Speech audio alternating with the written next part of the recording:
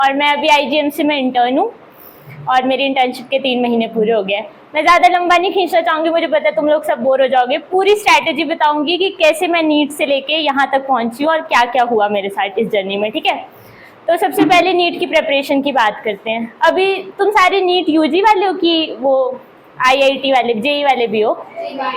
ठीक है, तो मतलब मेरे को तो ज़्यादा नीट का ही पता है, पर जितना मतलब फिजिक्स और केमिस्ट्री तो सेम ही रहेगा, तो वो वाला कंसेप्ट तुम ले लेना, बाकी बायो वाले तुम ले लेना। तो मैंने अपनी प्रिपरेशन कैसे करी थी कि मैं तुम्हें मेन पॉइंट्स बताती हूँ जो तुम्हें करना ज़रूरी है। तीनों सब्जेक्ट को टाइम देना। मैं सबसे बता रही हूँ कि हम जो सब्जेक्ट हमें आता है ना, हम उसमें ओवर डिवोट कर चुके होते हैं, और जो सब्जेक्ट नहीं आता सोचते हैं ये तो हो नहीं रहा, तो जो हो रहा है उसको ज़्यादा अच्छा कर लो, तो उसको नेग्लेक्ट कर देते हैं। ज़्यादातर बच्चे ये फिजिक्स के केस में करते हैं। तो मैं बता रही हूँ फिजिक्स बहुत ज़्यादा इंपॉर्टेंट है। फिजिक्स रैंक डिसाइडिंग बन जाती है, क्योंकि बायो तो सबको आती है, उसके लिए तो सिर्फ एनसीईआरटी पढ़नी है। केमिस्ट्री सबको ऑलमोस्ट बराबर से चलता है, तो एक मेन फिजिक्स ही होती है जो तुम्हारे को गिरा सकती है। तो मैं बता रही हूँ कि ऐसे मत सोचो जो सब्जेक्ट नहीं हो रहा उसको चैलेंज लेके उसको थोड़ा ज़्यादा टाइम दो। एक दिन में तीनों सब्जेक्ट पढ़ना, ये मैं बताऊंगी। ऐसे नहीं करना कि पहले एक दिन सिर्फ बायो का सिलेबस कवर कर लेते हैं, फिर एक दिन केमिस्ट्री कर लेते हैं, एक दिन फिजिक्स कर लेते हैं। ऐसे नहीं, तीनों सब्जेक्ट पढ़ना है और रोज पढ़ना है। चाहे तुम ना मतलब 1 घंटा ही पढ़ो जिस दिन तुम कुछ कर रहे हो, तो भी तीनों सब्जेक्ट पढ़ने हैं। और जिस दिन तुम बहुत वेले हो उस दिन तो ज़्यादा घंटे पढ़ने हैं, पर पढ़ना रोज है।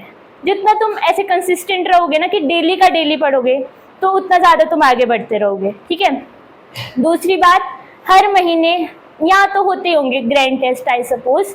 मुझे नहीं पता कि तुम्हारे वीकली टेस्ट होते हैं, संडे संडे होना चाहिए, पर नहीं भी हो रहा है, अगर हो भी रहा है तो तुम खुद टेस्ट करोगे। और मैं सजेस्ट करूंगी कि जैसे 2 to 5 का जो टाइम पीरियड होता है, उसी टाइम पे होता है नीट यूजी का पेपर ना। मेरे टाइम पे 2 to 5 हुआ था, तो इस टाइम पे तुम सोओगे नहीं, क्योंकि तुम्हारे माइंड को अगर इस टाइम सोने की आदत है ना, तो तुम जब तुम्हारा फाइनल एग्जाम का दिन होगा, इस टाइम तुम सो रहे होगे, तुम्हारा माइंड रिलैक्स वाली स्टेज पे होगा, तो तुम अच्छे से नहीं कर पाओगे। तो 2 to 5 के टाइम को हमेशा अपने दिमाग को एक्टिव रखना है। मैं सजेस्ट करूंगी कि OMR शीट्स खुद की वो पूरा पैक ले लो, और हमेशा जब भी टेस्ट अटेम्प्ट करो OMR पे ही करना है। बच्चे लास्ट में बहुत ज़्यादा OMR भरने में गलती करते हैं। मेरे साथ की लड़की थी, वो एलन के हर टेस्ट में 600 प्लस स्कोर करती थी, लेकिन उसने OMR शीट ही गलत भर दी। जब वो लास्ट के क्वेश्चन पे राउंड लगा रही थी, तो उसका एक क्वेश्चन बचा था और OMR शीट खत्म हो गई थी। तो तुम सोच सकते हो कि वो पूरा सीक्वेंस में गलत हो गया था। उसका 300 को स्कोर आया सिर्फ OMR गलत भरने के लिए। तो OMR पे प्रैक्टिस बहुत ज़्यादा ज़रूरी है, ये मेन पॉइंट है, ठीक है। कंसिस्टेंट रहना है, OMR पे प्रैक्टिस करनी है। तो ये तो तुम्हारी जो तुमने नीट के टाइम पे प्रिपरेशन करनी है, ऐसे करनी है। मेन ये है कि तीनों सब्जेक्ट को टाइम देना है, ठीक है। और साथ में मतलब हम ऐसे सोचते हैं कि ये हमारे साथ में नीट की तैयारी करें तो दोनों मिलके साथ में पढ़ लेते हैं। मतलब अच्छा है कि तुम डिस्कस कर रहे हो तो तुम्हारे कंसेप्ट ज़्यादा क्लियर होंगे, लेकिन सेल्फ स्टडी को भी टाइम देना। हमेशा ग्रुप्स में रहोगे तो तुम सबको उठाते रह जाओगे और खुद नहीं उठ पाओगे। इस टाइम पे सबका उठना ज़रूरी है, तो तुम्हें अपने आप को भी टाइम देना है। सेल्फ स्टडी जितनी ज़्यादा करोगे उतना ज़्यादा आगे भी फ़ायदा होगा, ठीक है। तो ग्रुप्स के साथ साथ अपनी सेल्फ स्टडी को अलग टाइम देना। जो चीज़ें सॉल्व नहीं हो रही है वो डिस्कस करो, लेकिन जो सॉल्व हो रही है उस पर ज़्यादा टाइम लगा के वेस्ट मत करो। उस टाइम को टाइम बचाना सीखो, टाइम मैनेजमेंट सीखो, और रोज़ का टाइम टेबल बनाओ। तुम मतलब ऐसे टू डू लिस्ट बनाओ कि जो तुम कर सको। ऐसे नहीं टारगेट बना लेना कि आज बायो के 4 चैप्टर, 2 फिजिक्स के, 1 केमिस्ट्री का। ये सबको पता है ये टारगेट अचीवेबल है ही नहीं। तो छोटे टारगेट्स बनाओ लेकिन अचीवेबल हो। 1 महीने का सेट बनाओ, टू डू में रोज का बनाओ, और रोज थोड़ा थोड़ा पढ़ो। अपने आप होगा, रिवीजन जितना ज़्यादा करोगे उतना ज़्यादा फायदा होगा, ठीक है। तो ये तो था नीट यूजी के लिए तैयारी कैसे करनी है। उसके बाद नीट जब क्रैक हो जाता है, फिर तुम एक मेडिकल कॉलेज में आते हो। अभी तुम सबको लग रहा है कि बस नीट यूजी ही निकालना है फिर तुम डॉक्टर हो, बट ऐसा नहीं है। मैं बता रही हूँ, सच इससे बहुत परे है। तुम नीट यूजी के बाद जब तुम MBBS का फर्स्ट ईयर अटेम्प्ट करोगे, मैं तुम्हें बताऊँ, नीट यूजी तुम्हें सबसे easiest exam of your life लगेगा।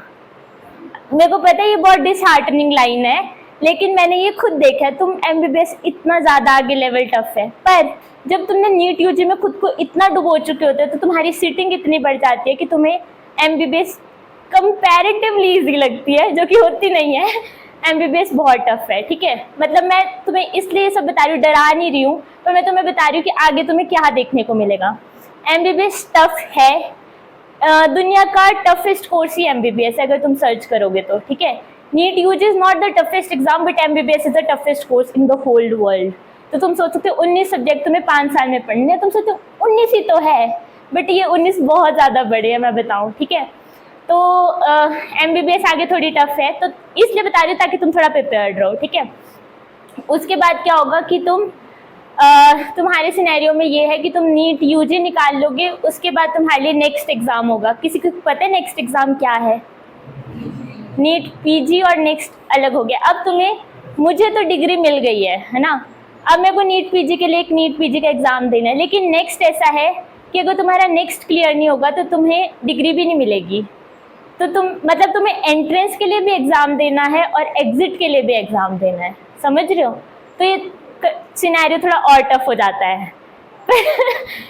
पर नहीं वही बता रही हूँ मैम, अभी मैं सिर्फ ये बता रही हूँ कि ये थोड़ा सच है ना। लेकिन इसके अलावा मतलब मैं क्यों डॉक्टर बनी? मैं यहाँ खुश हूँ, तुम्हें लग रहा होगा खुद तो दीदी खुश है और मार को यहाँ डरा रही है, पर मैं बताऊँ खुशी भी है इस प्रोफेशन में। इससे ज़्यादा खुशी तुम्हें कहीं नहीं मिलेगी। तुम्हें सब कुछ हैंड्स ऑन करने को मिलता है। तुम फर्स्ट ईयर के फर्स्ट डे पे ही डेड बॉडी काटते हो, तुम्हें सच्ची बता रही हूँ। नहीं, वो बहुत एक्साइटिंग होता है, अभी तुम्हें लग रहा है, लेकिन वो बहुत एक्साइटिंग होता है। हर चीज़ तुम, ह्यूमन बॉडी पूरा एक एक पार्ट तुम डीपली स्टडी करते हो। उसके बाद तुम्हें सारा कुछ पेशेंट पे भी करने को मिलता है। तो मतलब ये वाला जो होता है, उसके बाद जो पेशेंट रिकवर करता है, जो तुम्हें थैंक यू बोलता है, आज भी तुम मेरे फ़ोन में देख सकते हो, मेरे फ़ोन में कॉन्टैक्ट से हुए पेशेंट 1, पेशेंट 2, पेशेंट 3 ऐसे फ़ोन करते हो, डॉक्टर साहब ये हो गया, डॉक्टर साहब ये कर लिया। तो वो जो तुम्हें खुशी मिलती है ना, और जो सबसे ज़्यादा खुशी होती है तुम्हारे पेरेंट्स को। मेरे पापा हर तीसरे दिन एक बंदा शिमला भेज देंगे, जी मेरी बेटी है वहाँ पे, दिखा लेगी वो आपको। तो उसके बाद वो जो अंकल और होते हैं वो लोग खुश हो जाते हैं, उनका काम जल्दी हो जाए।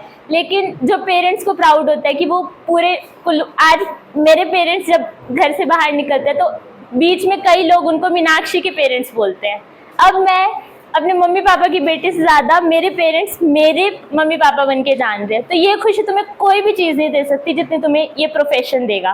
और इस प्रोफेशन में मैं बता रही हूँ, जब तुम फर्स्ट डिलीवरी करोगे, जब तुम फर्स्ट इंसीजन दोगे, फर्स्ट सूचरिंग करोगे, ये सब इतना एक्साइट करेगा तुम्हें कि तुम्हें लगेगा कि तुम सच में लाइफ में कुछ कर रहे हो। तुम्हारा पहला सैंपल, मतलब तुम खुद सोचो, तुम प्रिक कर रहे हो किसी को, वो इस भरोसे बैठा है कि तुम उसका खून निकाल लोगे। तो तुम इतना, मतलब कितना खुश होएगा वो, मतलब तुम्हें खुद को ज़्यादा खुशी होगी जब तुम पहला सैंपल निकालोगे। जो पहला कट होगा, जब वो तुम सूचर करोगे, वो हील होता हुआ देखोगे, तो तुम्हें ज़्यादा खुशी होगी। तुम्हारा हर पहले की तुम्हारे फ़ोन में फ़ोटो होगी। मैंने जो पहला हार्ट निकाला था, पहला ब्रेन निकाला था, मेरे पास सब कुछ पड़ा है वो। तो मतलब वो तुम्हें इतना एक्साइट करेगा बाद में। तो ये बहुत ज़्यादा, तुम डॉक्टर बन रहे हो कुछ सोच के बन रहे हो, नहीं ऐसा तो है नहीं कि मतलब ऐसे ही घर वालों के प्रेशर में बन रहा है ना, तो थोड़ा मैं बोलूँगी कि फिर अपने लिए कुछ और भी सोचो। लेकिन जो सच में खुद डॉक्टर बनना चाहता है ना, ये लाइफ बहुत एक्साइटिंग है। डिप्रेसिंग भी है, जो तुमने देखा ही होगा अभी वेस्ट बंगाल वाले केस से, लेकिन एक्साइटिंग भी बहुत है। तो तुम बहुत कुछ सीखोगे, तो ये सारे बहुत अच्छे फ़ायदे भी हैं। मेरा पॉइंट ये है कि OMR ढंग से भरना, अपने टेस्ट रेगुलरली दो, टेस्ट स्किप मत करो। नहीं करी है पढ़ाई तो भी दो, कि तुम्हें इतना तो पता लगे बिना पढ़ाई के तुम्हारा क्या लेवल है और पढ़ाई के साथ तुम्हारा क्या लेवल है। ग्रुप स्टडीज़ भी करो, लेकिन सेल्फ स्टडीज़ पे टाइम दो। फिजिक्स को पक्का टाइम दो, फिजिक्स बहुत इंपॉर्टेंट सब्जेक्ट है, तो इसको मत खराब करो। तुम्हारे कोई डाउट्स है तो कुछ तुम पूछ सकते हो कि कुछ और जानना चाहो। किसी का भी कुछ नहीं है, तुम कुछ भी पूछ सकते हो कि वहाँ क्या कॉलेज में क्या होता है, वो सारा कुछ भी पूछ सकते हो। खुद पे देखो, सेल्फ डाउट करोगे ना तो कभी आगे नहीं बढ़ पाओगे। जितने तुम सेल्फ डाउट में रहोगे तो उतना कुछ नहीं है। जब तुम सोचोगे कि मेरे जैसे यहाँ पे 10 लोग आके भाषण दे जाए तो तुम मोटिवेट होगे, ऐसा कुछ नहीं होने वाला। जब तक खुद को मोटिवेट नहीं करोगे, कोई नहीं कर सकता तुम्हारे लिए। तुम्हारी लाइफ है, तुम्हारा स्ट्रगल है, तुम्हें अकेले ही हैंडल करना है। तुम ग्रुप्स में कुछ नहीं कर सकते हो, तुम्हें अकेले इस जर्नी को पार करना है। तो अपने लिए सोचो। मैं बोलूँ सेल्फिश होना, हो जाओ, कुछ नहीं है, दुनिया कुछ नहीं रखा है। तुम सोच रहे हो ये दोस्त है जिंदगी भर साथ रहेगा, मेरे को ध्यान भी नहीं है मेरे स्कूलमेट्स कहाँ हैं अभी, मेरे कॉलेज वाले भी अभी कहाँ हैं, मुझे ये भी नहीं पता है। चाहे मैं उनके साथ 4 साल थी, अभी मैं इंटर्नशिप करी, मेरे को वो भी नहीं पता कि वो कौन कौन से डिपार्टमेंट में है। तो ऐसा नहीं है कोई तुम्हारा साथ हमेशा देगा। जितनी डिस्ट्रैक्शन तुम्हारी लाइफ में ना, सबसे इम्पोर्टेंट सोशल मीडिया। मैं जब नीट की प्रेपरेशन करी थी, मेरे पास वो जियो का छोटा फ़ोन था, वो जो 1500 रुपये का निकला था। मैं किसी भी सोशल मीडिया पे नहीं थी। मैं तुम्हें नहीं कहती कि तुम सोशल मीडिया छोड़ दो, मैंने कॉलेज के हर साल में टॉप किया है और कॉलेज के हर साल पेपर के बीच में भी मैंने फ़ोन चलाया है। मतलब ऐसा नहीं है कि पेपरों के बीच में मैं फ़ोन बंद कर देती थी। मैंने first second third final year सब में इंस्टाग्राम उतना ही चलाया जितना मैं नॉर्मल रूटीन पे चलाती थी। लेकिन मेरे को पता था कि कहाँ मैं ज़्यादा डिस्ट्रैक्ट हो रही हूँ, तो मैं कहाँ पे कंट्रोल करूँ। मुझे ऐसा पर्सनली फील होता है कि मुझ में कंट्रोल था कि मैं जो भी मेरे को डिस्ट्रैक्शन लगती थी मैं उसको साइड कर देती थी। लेकिन सब में नहीं होता ये कंट्रोल। तो खुद देखो कि तुम कितना टाइम इन पे इन्वेस्ट करो, कितनी ज़्यादा डिस्ट्रैक्शन है तुम्हारे। जिस एरा में तुम हो बहुत ज़्यादा डिस्ट्रैक्शन है। आज यहाँ खाने चलते हैं, आज वहाँ पे चलते हैं, आज यहाँ मोमो अच्छा मिलता है वहाँ चलते हैं, आज फ़ोन कर लेते हैं, आज इसका बर्थडे, आज इसकी बर्थडे पार्टी पे चलते हैं। तो ये डिस्ट्रैक्शंस खुद खत्म करनी होगी, क्योंकि तुम्हें तुम्हारा गोल पता होना चाहिए कि तुम्हें उधर पहुँचना है। उस जगह पे पहुंचने के बाद तुम जहां मर्जी घूमो। मैंने कॉलेज का कोई इवेंट नहीं छोड़ा, मैंने कॉलेज का कोई ट्रिप नहीं छोड़ा, मैं सारा घूमी। पूरा शिमला मैंने 6 महीने में कवर कर दिया, मैं आउट ऑफ हिमाचल घूमी, मैं सब घूमी। तो कॉलेज में तुम ये सारे मजे कर पाओगे। लेकिन अभी जो टाइम है ये बहुत ज़्यादा क्रूशियल है, और जो ये स्कैम्स होते रहेंगे एग्जाम्स के, तो इसमें तुम्हारा कोई रोल नहीं है, तुम इसमें कुछ नहीं कर सकते। तुम्हें बस तैयार होना पड़ेगा कि तुम अपना बेस्ट करो। कल को तुम्हें इस बात का रिग्रेट ना हो कि हमने 100% नहीं दिया था। तुम्हारे पेरेंट्स तुम पे इतना इन्वेस्ट कर रहे हैं, बहुत ज़्यादा फीस होती है, मुझे पता है कोचिंग इंस्टीट्यूट्स की। तो अपना नहीं तो अपने पेरेंट्स का सोचो। उन्होंने कुछ भरोसा करके तुम्हें यहाँ भेजा है, उन्हें डिसअपॉइंट मत करो। खुद तो तुम 1 साल की बात है, मैं सच्ची बता रही हूँ, 1 साल के बाद जब तुम नीट यूजी क्रैक करोगे ना कॉलेज में, ऐसा नहीं है पढ़ना नहीं पड़ेगा, पढ़ना भी पड़ेगा, लेकिन मज़े हैं कॉलेज लाइफ में। तो तुम सब कुछ करोगे, सिर्फ 1 ही साल तो डिवोट करना है खुद को, तो अच्छे से कर ही लो भाई। और कुछ और जानना है, कुछ पूछना है, पूछ लो कुछ। बोल बोल।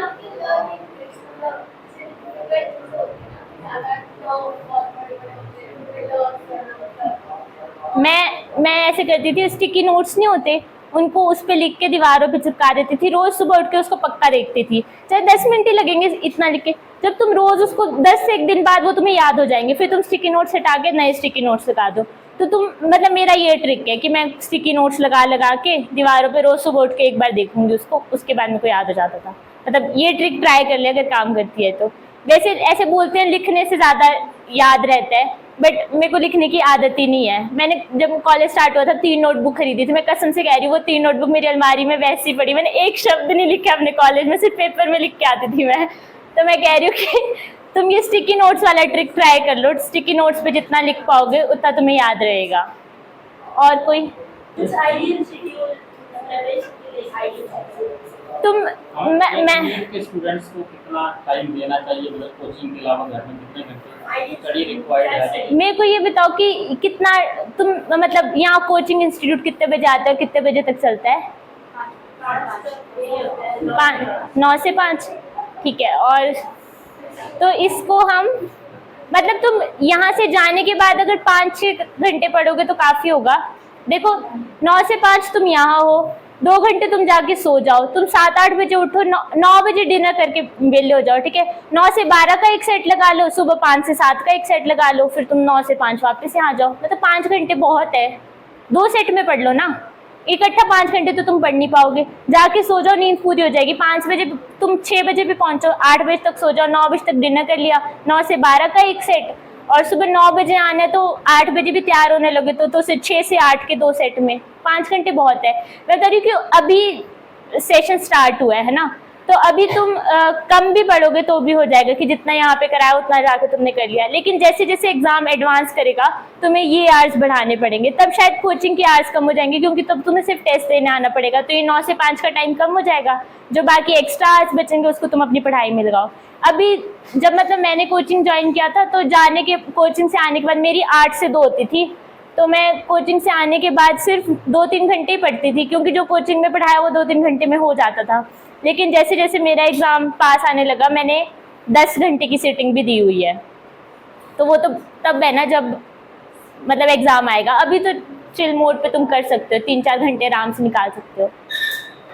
और कुछ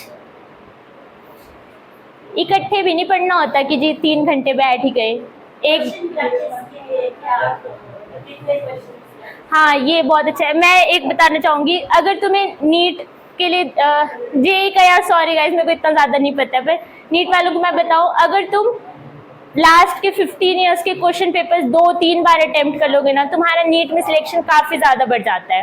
मैं बता रही हूँ, नीट अगर मतलब 720 मार्क्स का पेपर है ना, तो 500 to 550 मार्क्स अगर तुमने पिछले 15 साल के पेपर्स को बार बार अटेम्प्ट किया हुआ है ना, तो तुम्हारा बहुत आराम से जाएगा। मैंने लास्ट के महीने में ये स्ट्रैटेजी की थी कि मैंने 1 महीना लास्ट 11 ईयर क्वेश्चन पेपर बार बार किए थे, और 2 to 5 के सीक्वेंस में शीट OMR शीट लेके बैठती थी, और लास्ट 15 ईयर्स के पेपर मैं करती रहती थी। तो क्वेश्चंस जितने तुम प्रीवियस ईयर की प्रैक्टिस करोगे उतना ज़्यादा फायदा होगा। मतलब वो रिपीट बहुत ज़्यादा क्वेश्चन होते हैं। फिजिक्स में रिपीट पता कैसे होते हैं कि फॉर्मूला वही रहेगा, बस वो वैल्यूज चेंज करते हैं और आंसर चेंज होगा, लेकिन उसी फॉर्मूला बेस पे हर साल क्वेश्चन आएगा, समझ रहे हो? तो बस वैल्यूज ही चेंज हो रही है, तो तुम्हें वो पता लग जाएगा इंपॉर्टेंट फॉर्मूलाज कौन से हैं।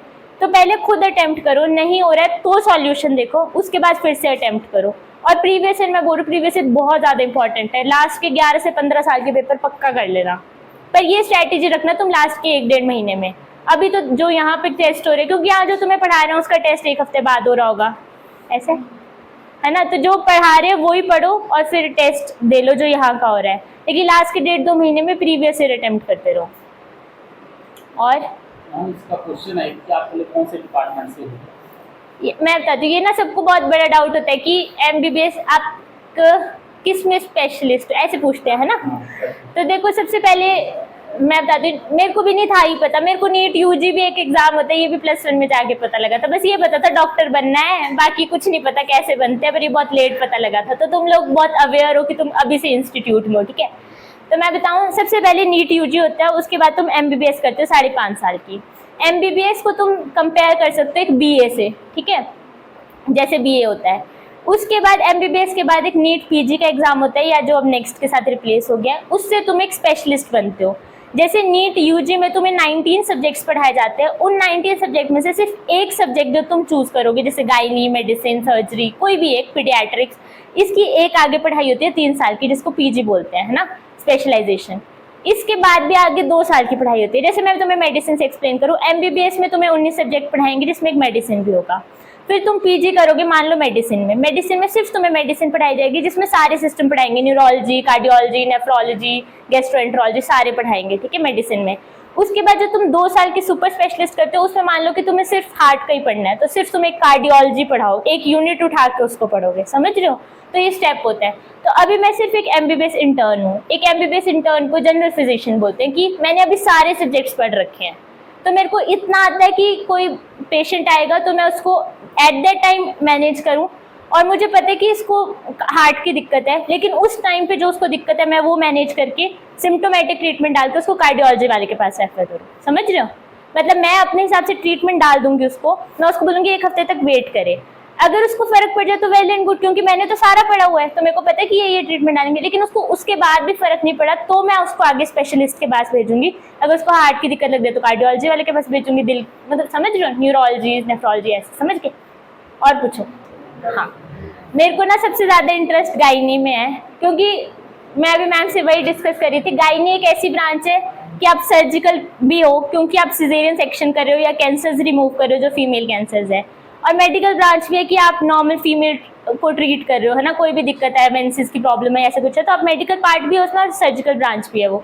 तो मुझे पर्सनली गायनी बहुत पसंद है, और उसका रिजल्ट इमीडिएट है। मैं यही बात कर रही थी मैम को, बच्चा पैदा कराना है, बच्चा मिल गया उसको तो हाथ आउटकम है ना, मतलब पेशेंट हाथ खुश हो जाएगा, ठीक है।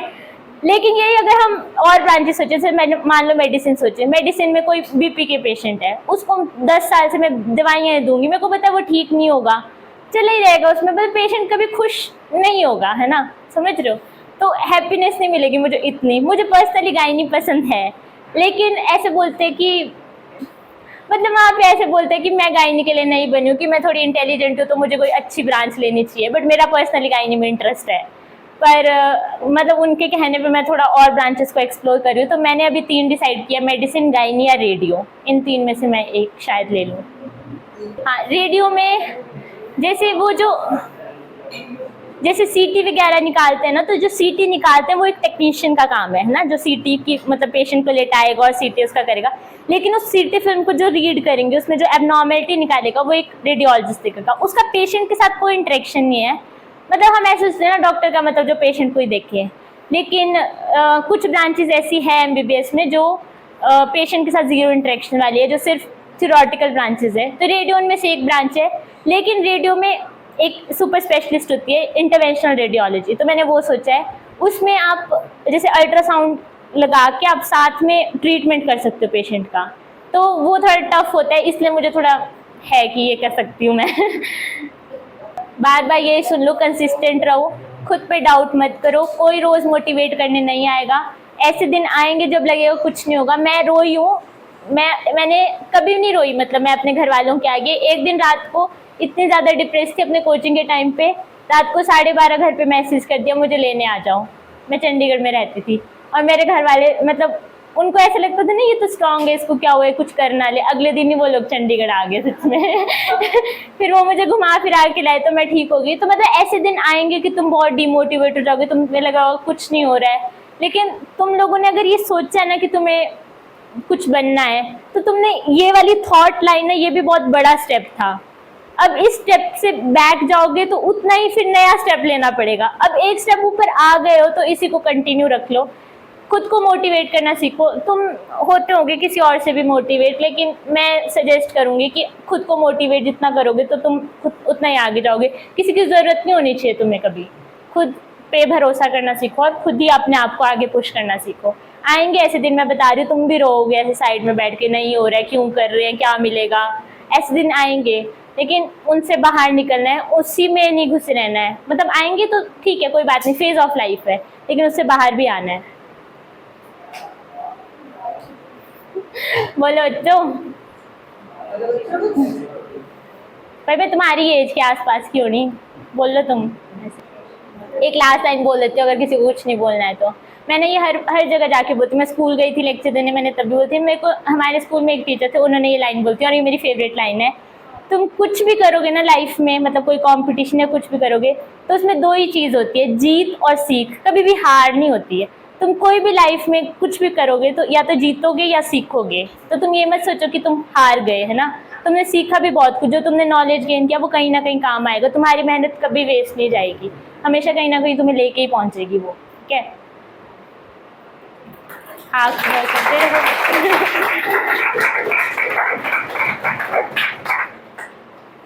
ये जैसे अलग से हाथ निकाला है हमने यार, ये थी हमारी डेड बॉडी। तुम्हें पता है डेड बॉडी मोटी भी होती है, पतली भी होती है। जो मोटी वाली होती है उसमें बहुत फैट होता है, तो तुम्हें हफ्ता 10 दिन उसका फैट निकालने में लग जाता है, लेकिन हमारी पतली वाली थी तो अच्छे से निकल गया था। ठीक है, रुको रुको रुको, इसमें दिखाती हूँ ये वाला। ये पता क्या है, किसी को पता लग रहा है? हाँ, ये ना ये फेस वाला पार्ट है, इसको ऐसे बीच से काटा है। तो तुम ऐसे अगर देखो, ये नाक है, ये दांत है, ये जीभ है, समझ पा रहे हो? ठीक है, यहाँ पे ब्रेन होगा, समझ पा रहे हो? तो तुम्हें ये पीछे वर्टिब्रे है, समझ रहे हो? और तुम्हें पता है ये कैसे काटते हैं हम? एक ना वो जैसे वो नहीं होती मशीन, क्या बोलते हैं उसको, गन्ने वाली मशीन नहीं होती, उसमें वो व्हील जैसा होता है, उसमें ऐसे गर्दन रख के ऐसे कट जाती है, फिर ये दो बराबर भाग में, समझ रहे हो? ये दांत है, ये रियल बोन है, ये वाली बोन है मैक्सिला। ये जो मैंने पहला दिमाग निकाला था, कूल है ना? ये टांग है अगर तुम समझ पा रहे हो, ये पैर दिख रहे हो, ये वही वाली डेड बॉडी के है, समझ रहे हो? ये दोनों हाथ,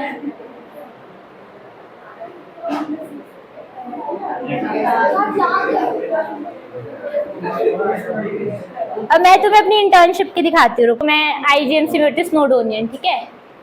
ये मेरा पहला दिन था जब हमारी रजिस्ट्रेशन हुई थी एज अ डॉक्टर, ठीक है। फिर उसके बाद ये पहला कैलेंडर डाल दिया था मैंने ऐसे ही, ये मेरी ज्वाइनिंग थी।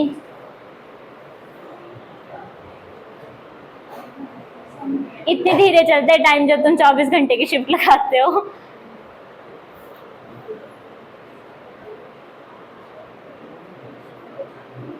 ये संडे वाली ड्यूटी थी। रुको रुको रुको, दिखाती। ये संडे को भी तुम्हें हॉस्पिटल जाना पड़ सकता है। ये उंगली कट गई थी, ये नहीं बचा पा सकते थे हम।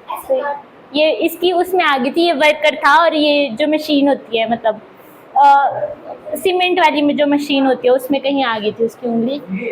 हाँ ये कट गया है।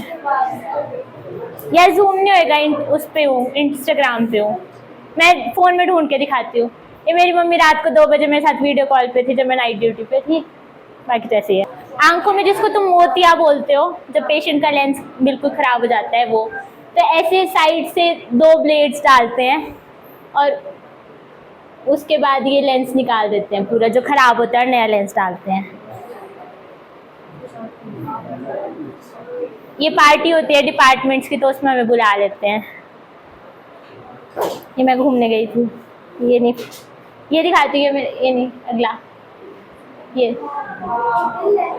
देखो, ये ना यहाँ पे उसको ट्यूमर था इस ग्लैंड में, सब मैंडिबुलर ग्लैंड पढ़ते हो ना तुम, उसका ट्यूमर था ये, ठीक है। और ये मेरी दोस्त की खुद की सर्जरी थी, उसकी फ़ोटो है, ये मैं सर्जरी में असिस्ट कर रही थी। ये मैंने पहली बार ये सूचर लगाई, ये सूचर बहुत टफ होते हैं, तो उस दिन सर मेरे से बहुत ज़्यादा इंप्रेस हुए थे, तो सर ने बताया कि ये सूचर लगाएगी। ये मेरे को आते नहीं थे, तो सर ने खुद हाथ मतलब प्रोफेसर ने सिखाए थे, तो बहुत ज़्यादा प्रीशियस था मेरे लिए। मैं बोलती ना तुम फर्स्ट अपना सब कुछ संभाल कर रखते हो, तो मेरा फर्स्ट सब क्यूटिकुलर सूचर थे। ये यही वाला ग्लैंड है जो हम निकाल रहे हैं, और ये भी मेरी फ्रेंड की सर्जरी का ही पार्ट है।